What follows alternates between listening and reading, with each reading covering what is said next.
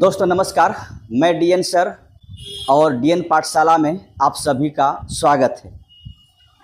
दोस्तों मैं आज आप लोगों के लिए एक महत्वपूर्ण वीडियो खासकर बीपीएससी टीआरई 4 में जो सिलेबस दिया गया है, खैर इसके लिए फ़िलहाल गर्दनीबाग में चल रहा आंदोलन और सरकार क्या निर्णय लेती नहीं लेती तो बात की बात है, लेकिन फ़िलहाल जो सिलेबस है मैं उसका डिस्कस करना चाहता हूं ताकि आप सही से देखिए, अपनी तैयारी कीजिए। अगर सरकार ने कोई निर्णय नहीं लिया तो मोटा मोटी मान के चलेंगे आपका सिलेबस यही रहेगा। तो इस आधार पर यदि मैं यहाँ पर डिस्कस करूँ जो फिलहाल सिलेबस दिया गया है, तो ये आपका 2 चरणों में बीपीएससी टीआरई 4 की एग्ज़ाम होगी। ये तो आपको पहले से मालूम है कि 2 चरणों में होगी। वो आपका क्या है, एक है पीटी और दूसरा मेन। लेकिन हम यहाँ पर इस सिलेबस को पूरी तरह से कर सकते हैं, पूरी तरह से इसका निचोड़ करेंगे, निचोड़ निकालेंगे, संपूर्ण डिस्कस करेंगे, यानी पूर्णतः आपको एक वीडियो में पूरी समझ में आ जाएगी मुझे पढ़ना क्या है और किस प्रकार से इस एग्ज़ाम को क्रैक करना है, यदि सिलेबस यही रहता है तो। खैर अभी हम मान के ही चलते हैं कि सिलेबस यही रहेगा। अगर सरकार ने कोई निर्णय लेती है तो बेटर है, अच्छा है कि आपको राहत मिलेगी, स्टूडेंट को राहत मिलेगी और फिर इसके बाद अपना तैयारी उस आधार पे कर ले। फिलहाल मैं इसकी बात करता हूँ। चलिए यहाँ पे क्या लिखा हुआ है कि चयन प्रक्रिया, यानी आपका चयन किस आधार पे लिया जाएगा। तो चयन 2 प्रकार से होगी, यानी पहली बात प्रारंभिक परीक्षा और सेकेंड है आपका मुख्य परीक्षा। इस आधार पर चयन किया जाएगा। जो प्रारंभिक परीक्षा में जो विद्यार्थी सफल होंगे उसी उम्मीदवार को मुख्य परीक्षा में परीक्षा के लिए अलग से आवेदन आमंत्रित किए जाएंगे। कहने का मतलब है जो आप पीटी में यानी अभी जो फॉर्म भरने जा रहे हैं, जो 1 तारीख से फॉर्म भरा जाएगा, 1 सितंबर से जो फॉर्म भरा जाएगा, इस फॉर्म को भरेंगे। तो इस फॉर्म को भरने के बाद जब पीटी एग्जाम होगी, जो पीटी में पास कर जाएंगे, वो मेन एग्जाम के लिए अलग से फिर से फॉर्म भरा जाएगा। और उस एग्जाम में जो अलग से फॉर्म भरा जाएगा तो उसके ध्यान देंगे क्या लिखा हुआ है कि प्रारंभिक और मुख्य परीक्षा में आवेदन में दी गई सूचनाओं में भिन्नता होने की स्थिति में आवेदक का मुख्य परीक्षा में सम्मिलित होने से वंचित किया जा सकता है। कहने का मतलब है कि यदि आप पीटी में जो इन्फॉर्मेशन दिए हैं वही इन्फॉर्मेशन मेन में भी चाहिए, उसमें किसी प्रकार गड़बड़ी अगर होता है तो आपको मुख्य परीक्षा से वंचित किया जाएगा। इसीलिए आप फॉर्म को सही से भरिएगा। आपका फॉर्म अगर कैफे वाले भर रहे हैं, कैफे वाले के पास एकदम खड़ा होकर, निडर होकर, स्वच्छ मन से, सही आंखों से देखेंगे। आपका मन इधर भटकना नहीं चाहिए, क्योंकि अगर फॉर्म में जरा सा भी गलती हुआ तो कैफे वाले का कोई जिम्मेदारी नहीं होती है। बाद में यही बोलेंगे कि मेरा जिम्मेदारी नहीं, आपको फॉर्म देखने के लिए हम बोले थे, आपने फॉर्म नहीं देखा तो मैं क्या कर सकता हूँ। वैसे भी सपोज कीजिए कोई जिम्मेदारी लेती भी है तो क्या आपका साल बचा देंगे, आपको टीआरई 4 घुमा के दे देंगे क्या? तो ये तो होने वाला है नहीं। बेटर यही है कि फॉर्म भरवाते समय आप सही से देखिएगा, जो भी चीज़ें हैं सही से आप अवलोकन करेंगे और फॉर्म को भरेंगे।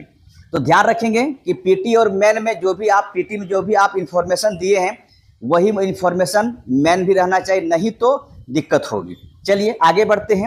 अब हम लोग देखते हैं कि पीटी में क्या सिलेबस है, ठीक, क्या मुझे पढ़ना है। तो पीटी में क्या सिलेबस है, यानी प्रारंभिक परीक्षा में क्या सिलेबस है।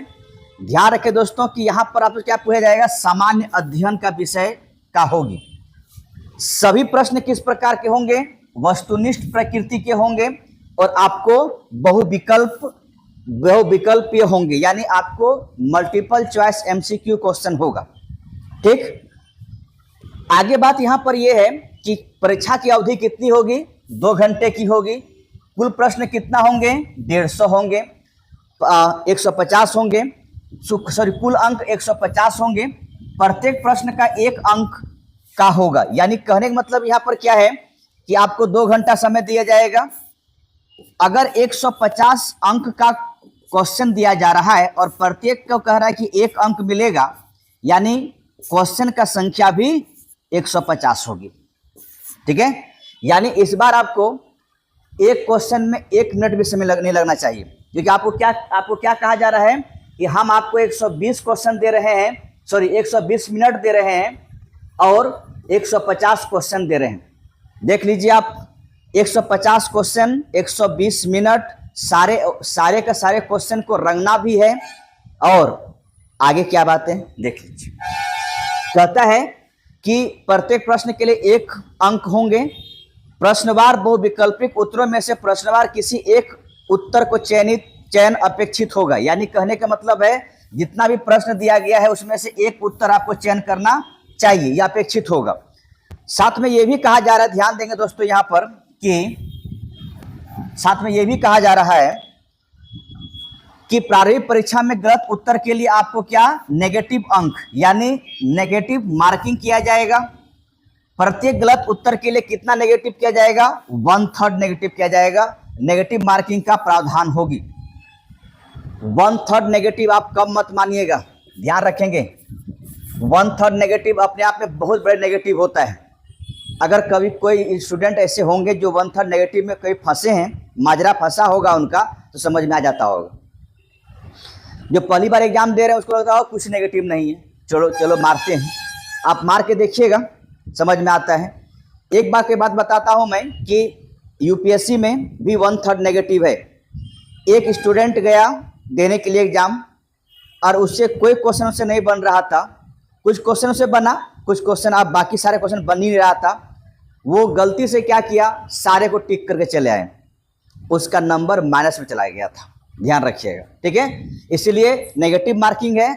आप कोई भी प्रश्न को आप सही से टिक करेंगे या आप ऐसे करेंगे कि ध्यान रखिएगा इस बात को लेकर कि आप जो जानते हैं वही टिक करेंगे, नहीं तो आप क्वेश्चन को छोड़ेंगे। लेकिन छोड़ना नहीं है, यह भी बात सच है। देखिए, आपके ओमार शीट पर 5 विकल्प दिया जाएगा, यानी ABCD।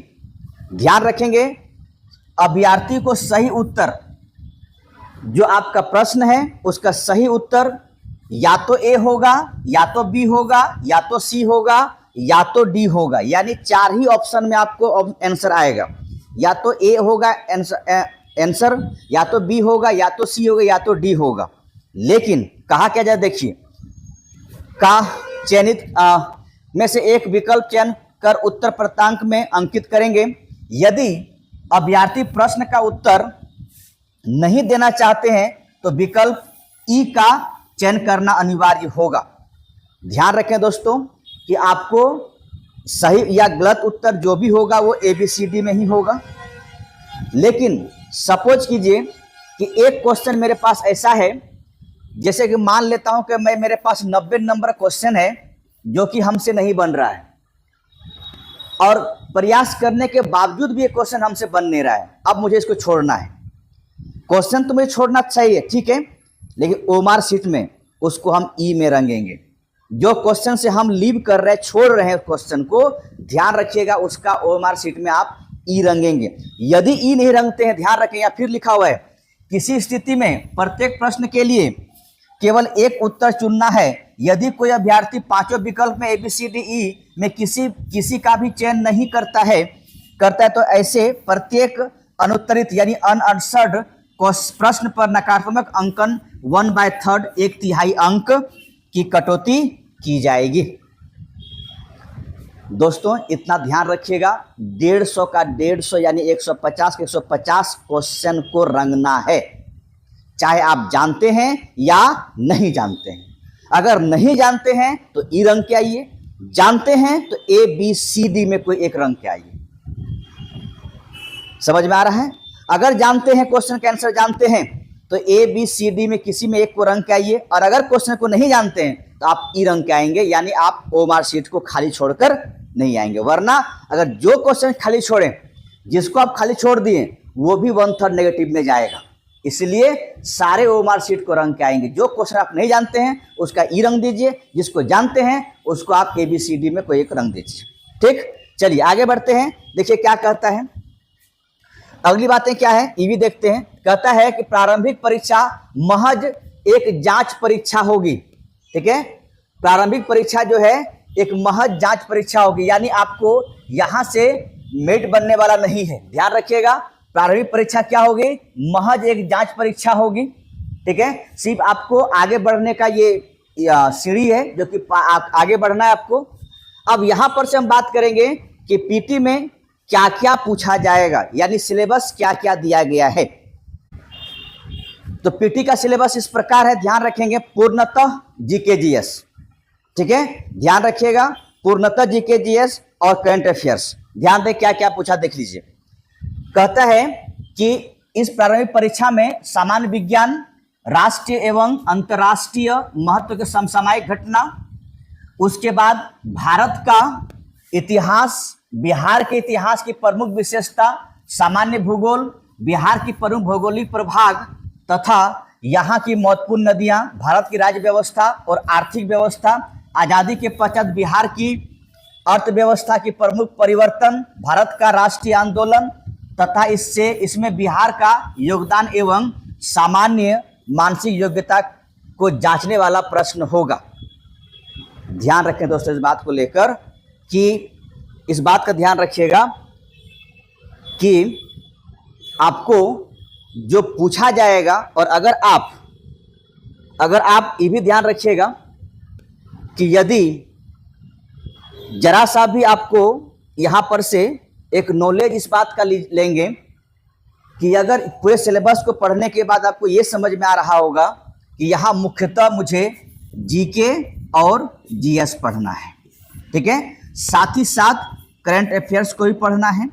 अगर आप इतना कर लेते हैं, लास्ट में आपके पास लिखा सामान्य मानसिक योग्यता, यानी यहाँ पर आप रीजनिंग की बात की गई है, तो अगर आप जीके जीएस और करंट अफेयर्स पर ज़्यादा फोकस करते हैं तो आप पीटी पास कर जाइएगा। रीजनिंग के जो भी क्वेश्चन होगा वो 4-5 तो बन ही जाएगा, 10 पूछ। जैसे मोटा मोटी आप इतना समझेंगे ना कि जो बीपीएससी क्वेश्चन पूछता है ना, जिससे डीएसपी बनते हैं, एसडीएम बनते हैं, बीडीओ बनते हैं, उसका जो क्वेश्चन का सिलेबस पैटर्न दिया गया वही पैटर्न आपको ला के रख दिया गया है बीपीएससी टीआरई 4 में, ठीक है।